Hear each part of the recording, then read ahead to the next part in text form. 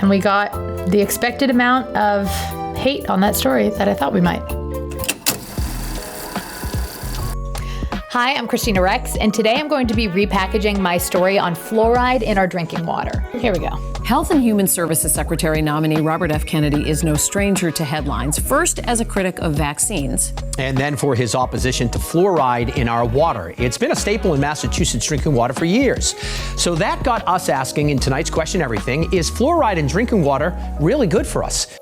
I do have to say these are not questions that I necessarily thought I would be asking, because there are some scientific issues that you think are like settled, but then new politicians come around like RFK who make you question everything again. And so that's what prompted us to do this story. This goes in all my water. Linda Paulus adds this substance to each glass of water. She's hyper-conscious about what she drinks. It alters the molecular structure of water. The Newburyport 81-year-old has been on a lifelong quest to get... Okay, I need to tell you about this woman, Linda. She passionately believes that fluoride in our water is bad for us. She's been on this quest for decades, and she was so willing to talk to us. She has so many studies she's read, and she really is so set in her beliefs on this. I almost couldn't believe the moment when she showed us the way that she drinks water. She buys water from the store, and then she puts some chemical compound into her water, which she claims breaks up the chemicals in her water so that it's safe. She has literally binders and binders of scientific studies, many of which have been debunked. So she's not coming at this from nowhere. She has what she calls research to back up the way she feels about fluoride in our water. But it's hard. Well, I'll get to that in a minute. She writes letters to newspapers, attends town meetings, brushes her teeth with natural toothpaste because she believes fluoride is toxic. It's with a skull and crossbones, and it's labeled as poison. And this is when it's our job to debunk myths. Fluoride does come in a package with skull and crossbones in it, because the package fluoride comes in is an extremely concentrated amount of fluoride. That's not the amount you consume. That's the amount that gets spread into a massive supply of drinking water. So just because you shouldn't touch that tiny package with a skull and crossbones on it doesn't mean that when it's in proper context of, a river of water, that it's unsafe. Linda's beliefs are in the mainstream now. Robert F. Kennedy Jr. has claimed that fluoride in drinking water negatively impacts children's neurological development. A recent NIH report determined with moderate confidence that high levels of fluoride are linked to lower IQs, a result rejected by the American Academy of Pediatrics and the Massachusetts dental and public health communities, because the report did not reflect correct drinking water fluoride levels. Again, this is where it's my job to point out that all of the science suggests that high levels of fluoride can be dangerous, not the levels that are in our drinking water, known as the optimal level. And even this woman I interviewed, Linda, she really is so fervent in her beliefs, and she really, really believes that fluoride is a cause for neurological issues in kids, for children who have Down syndrome, autism. She really believes that fluoride is the reason that that's happening. I do think that it's dangerous to have people at the highest levels of government spread mis and disinformation. The state's public health commissioner says for 75 years, the department has recognized fluoride's benefits in dental products and in water. Department of Public Health recommends water fluoridation. It is a local decision about what to do. Only 34% of Massachusetts towns have fluoridated water. 63% are not fluoridated. Much of that is well water. But if you look by population, a majority, 62% of residents have fluoridated tap water.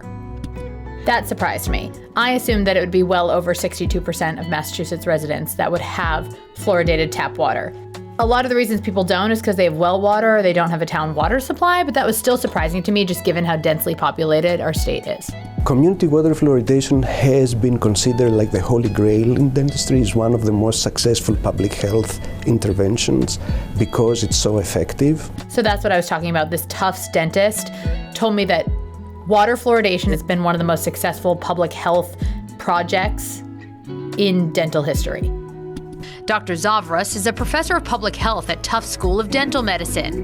He teaches the next generation that high levels of fluoride can hurt teeth and bones, but that the optimal level of fluoride in public drinking water, 0.7 milligrams per liter, saves kids from tooth decay and health issues. We know that even in Massachusetts, communities that are not fluoridated have almost 50% higher mass health claims. The dentist from Tufts had actually told me that from his experience when he was working in certain communities, he at one point literally said to himself, do these kids have bad parents? But as he discovered, these were communities he was working in for the first time that didn't have fluoridated water. So he noticed anecdotally in his own practice the difference that it made.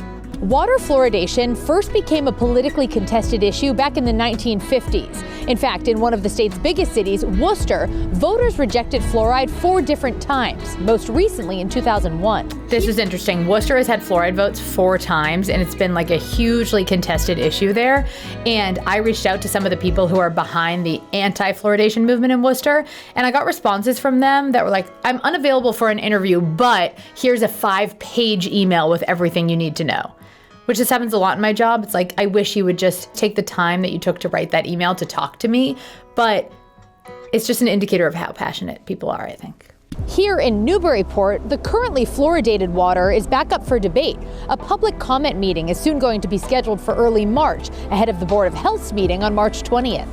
Categorized everything. Linda will be at that meeting, equipped with decades of binders of reading. She will not believe the benefits of fluoride despite the studies. Were you drinking tap water with fluoride, or were you drinking bottled water? Linda herself has lived a healthy, medication-free life, with the exception of a frightening hospitalization in 2017. The blood gushed out of my nose and The mouth. source? A tooth infection. It was my fault. I had a crack in my tooth, and I got busy and I didn't get it taken care of. So this was something that the producers and my photographer and I went back and forth on a lot. Because at the end of my interview with Linda, she basically admits to me that her worst hospitalization ever was the result of a tooth infection. And that I couldn't escape that irony. And I said it to her on camera, don't you see the irony in that? And she said, yeah, but it was my own fault. I had a crack that I didn't get fixed.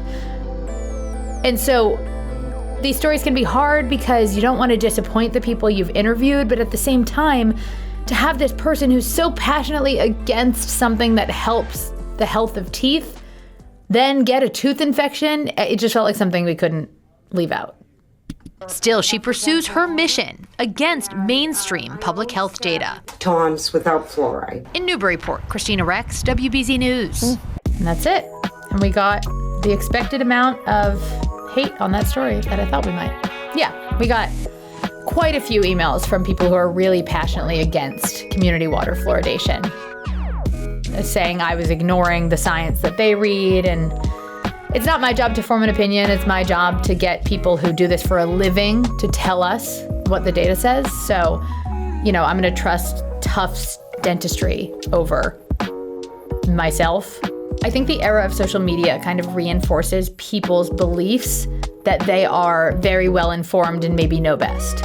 But at the end of the day, you don't even know that what you're reading or seeing on social media is real. And here's the thing, these algorithms on social media apps are now designed to feed you what you want or what you know or what you believe already.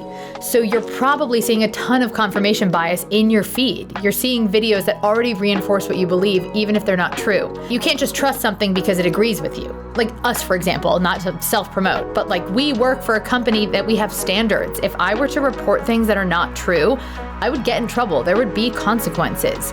We have a level of standards and a requirement of seeking out multiple sides to a story and seeking out the best experts so that we can get the best facts. And if you're not looking at sources that put that work in, I think you're doing yourself a disservice. Like and subscribe. I feel like I don't want to point. Is that weird? Very sincere. Like and subscribe my YouTube channel. I don't have a YouTube channel. That is why it pays to visit your dentist often.